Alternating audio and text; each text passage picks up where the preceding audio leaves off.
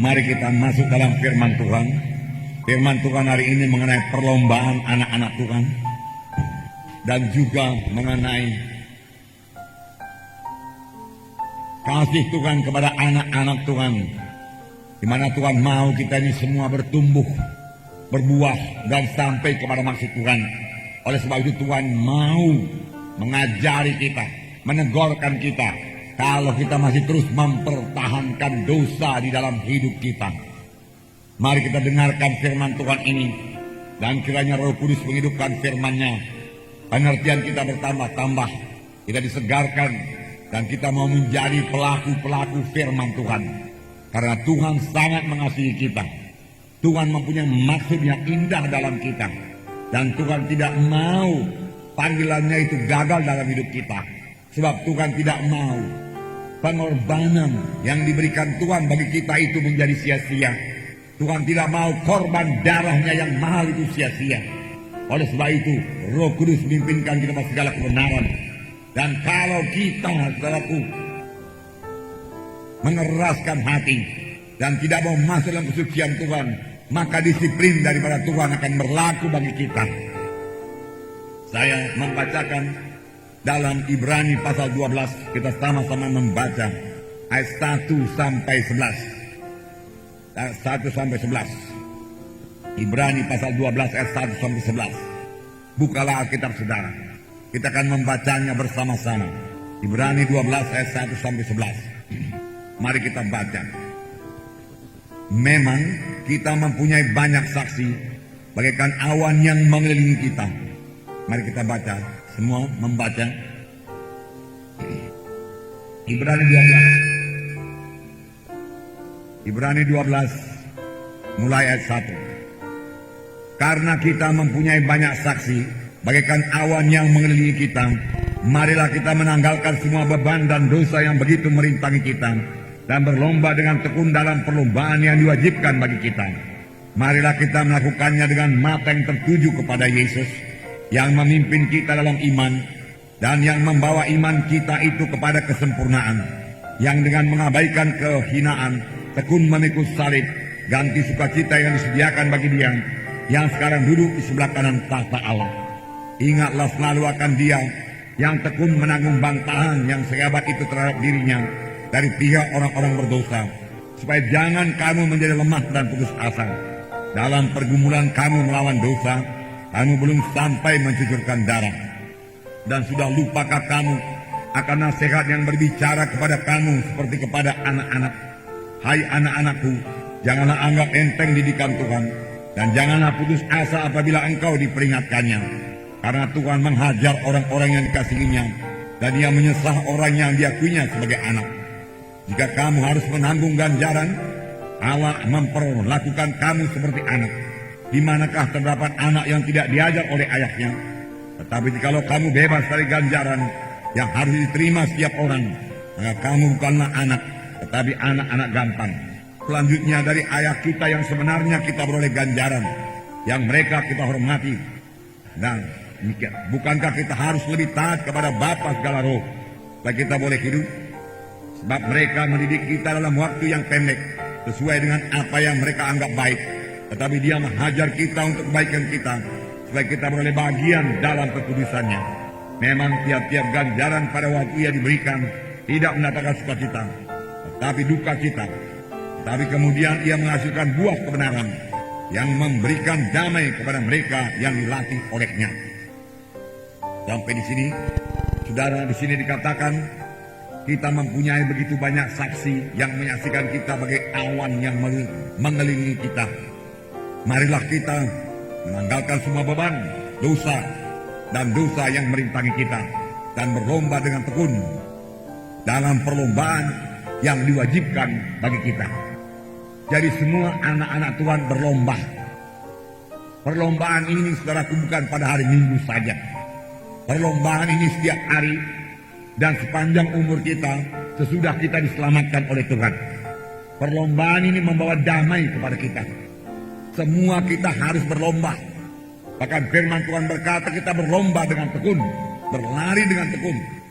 Seolah-olah kita ini berada dalam satu stadion di mana orang-orang mengelilingi kita dan menonton kita. Firman Tuhan berkata yang menonton kita dalam perlombaan rohani kita itu sebagai awan rupanya. Siapakah mereka ini? Mereka ini tidak lain daripada hamba-hamba Tuhan, pelayan-pelayan Tuhan, nabi-nabi Tuhan, alat-alat Tuhan yang telah lebih dahulu dipanggil Tuhan. Mereka juga telah melaksanakan perlombaan mereka dengan baik. Mereka telah berlari dengan baik, dengan tekun. Mereka telah menyangkal diri mereka. Mereka telah mengerjakan pelayanan yang disampaikan Tuhan kepada mereka. Dan mereka telah menang. Mereka berharap supaya kita juga menang. Mereka berharap supaya semua anak-anak Tuhan menang. Menang dalam perlombaan ini. Menang dalam perlombaan ini. Perlombaan maksudnya di sini, bukan lomba lari. Ini hanya gambaran. Menunjukkan kepada kita bagaimana sebenarnya berlomba itu. Berlomba. Yaitu bersungguh-sungguh berlari.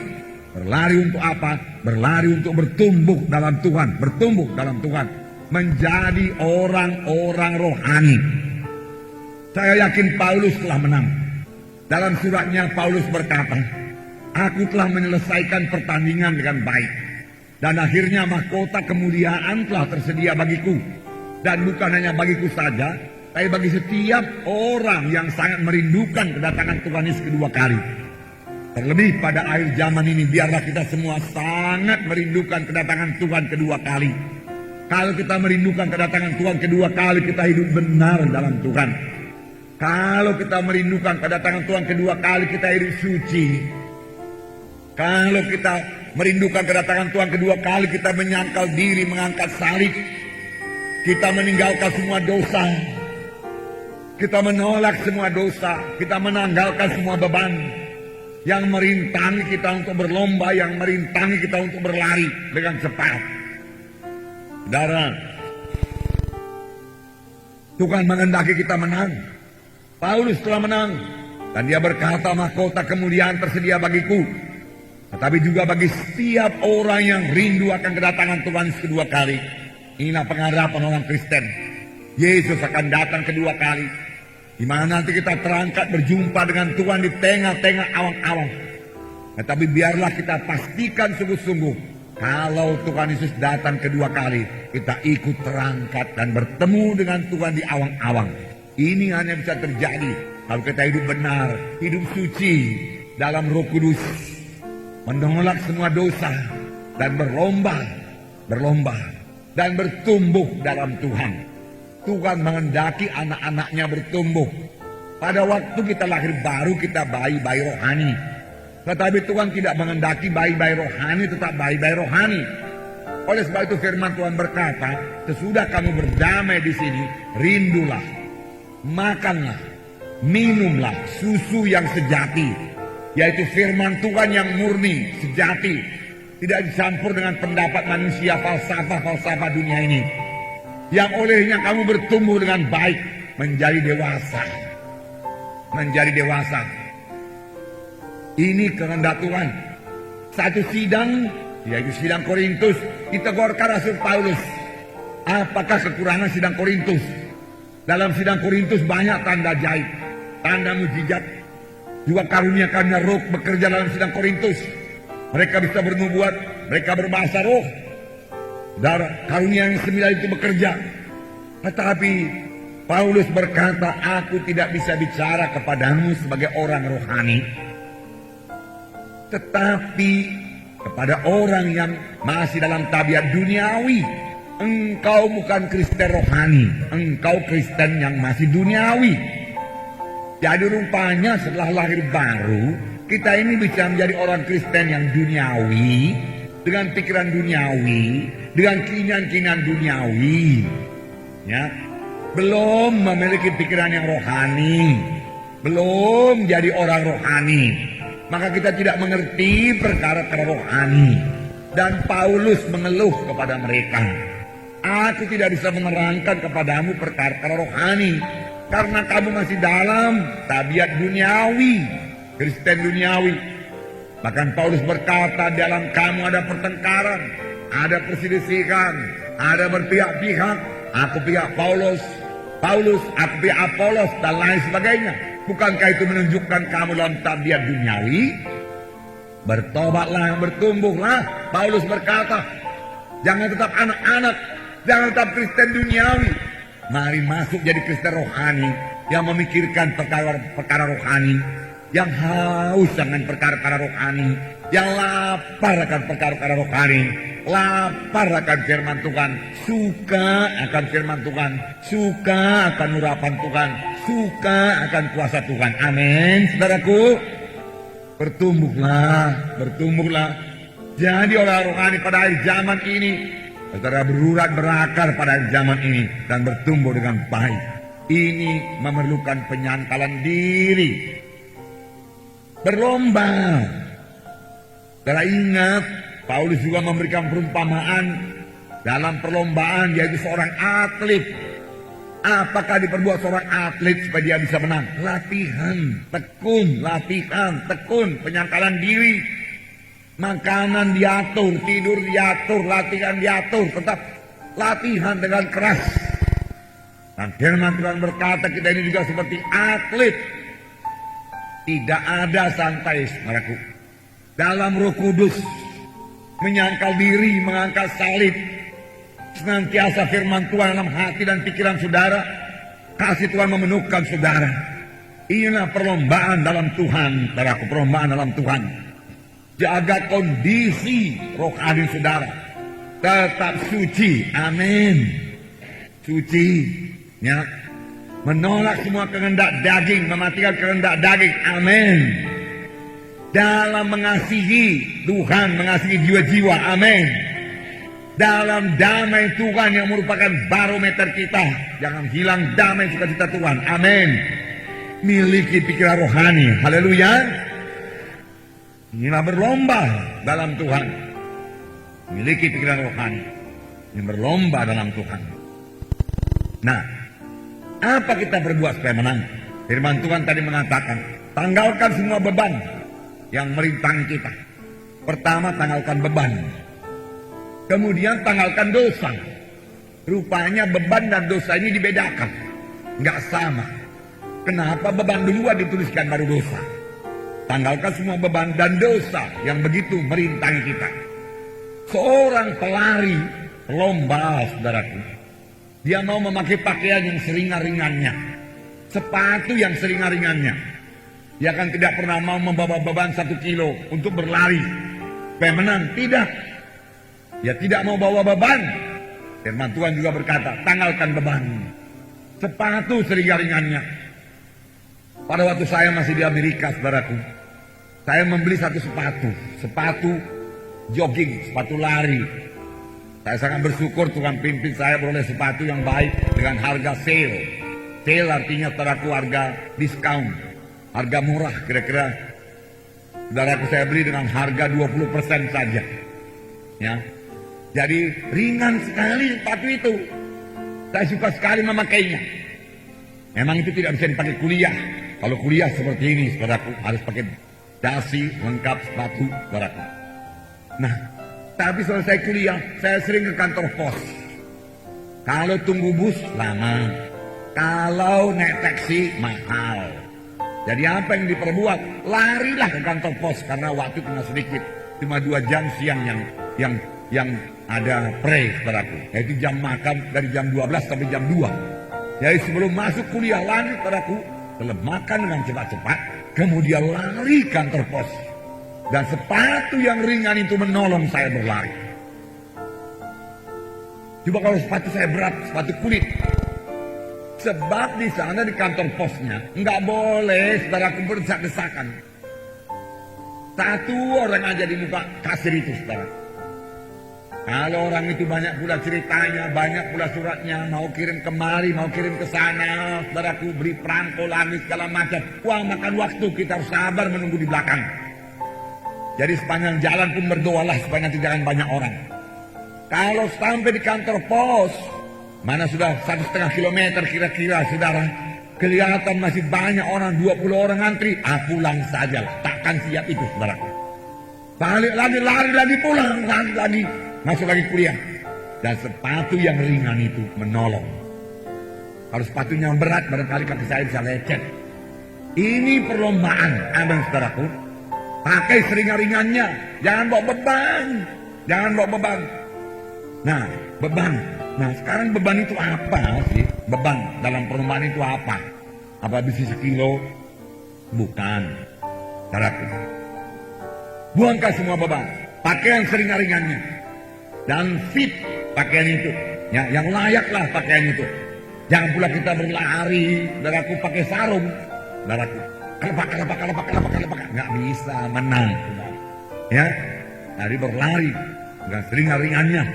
Ya, apakah beban rohani anak-anak Tuhan yang menghalangi dia berlomba?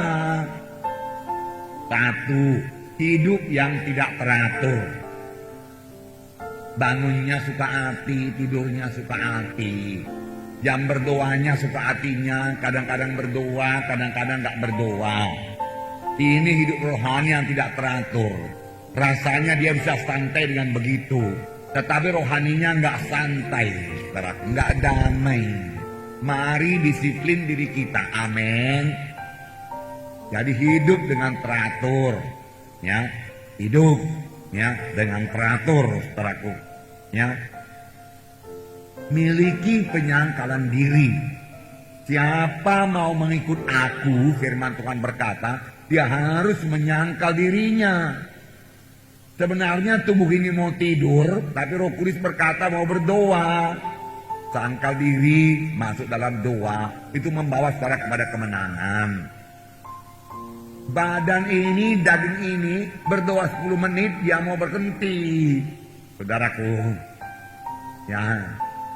Tadi semalam, saudaraku, saya lawan dia, saudaraku. Ya, daging, saudaraku, menggoda saya untuk berhenti berdoa dengan mengatakan banyak yang mau kerjakan ini itu. Saya katakan diam setan, jangan bicara. Kalau bicara lagi, saya tambahi doa saya 1 jam lagi. Lalu saya berdoa 2 jam semalam, saudaraku. Siang-siang, saudaraku. Benar-benar setannya pergi, saudaraku. Dan habis berdoa saya pun disegarkan, dikuatkan, saudaraku. Firman Tuhan jadi hidup, Roh Kudus mengalir, saya disegarkan. Amin. Jangan mau dengar suara setan, saudara. Yang memakai daging ini, saudara. Ya. Dan juga ada yang lain, beban berat. Kebanyakan nonton TV, nonton film-film silap, nonton film-film kekerasan, nonton film-film hantu. Yang bukan hanya saudaraku menumpulkan rohaninya, tetapi bisa sekaligus mengundang setan masuk dalam hatinya. Karena bisa-bisa habis nonton film setan, setannya pun saudaraku coba-coba masuk saudaraku dalam rumah. Hati-hati, saudaraku. Hati-hati. Ya, amin. Betulkah ini, saudaraku? Betul.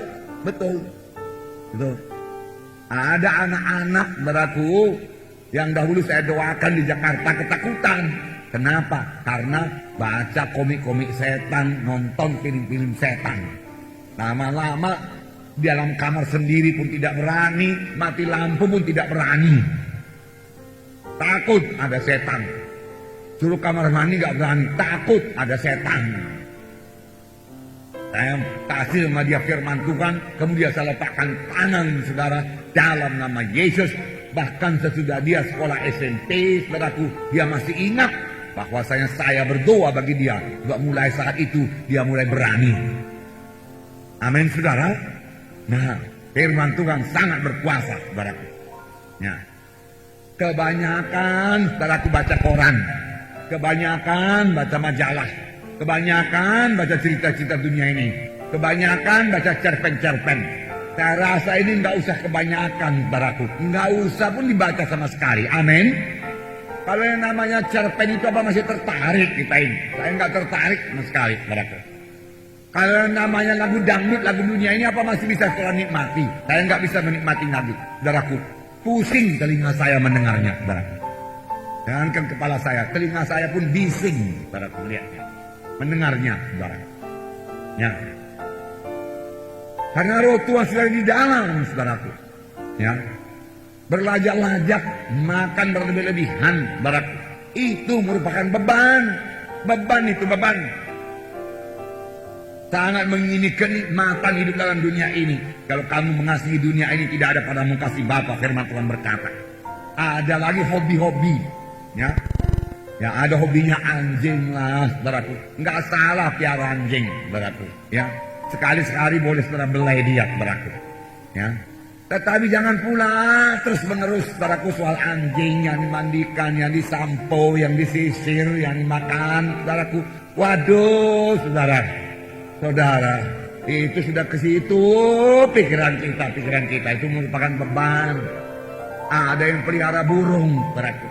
Ya, dia pikir burung itu bisa bicara seperti manusia. Bukan, dia yang bicara seperti burung, bersiul seperti burung, saudara. Begitu yang saya lihat biasanya, saudaraku. Ya, dia pikir burung itu yang akan meniru dia bicara. Tidak, dia yang jadi seperti burung, saudaraku. Hanya tidak bisa terbang, saudaraku. Banyak yang suka itu, saudaraku. Tidak salah piara burung, silakan pelihara sewajarnya. Jangan ke situ pikiran kita, saudaraku, banyak kali menyita pikiran kita sampai tidak ada tempat bagi perkara rohani.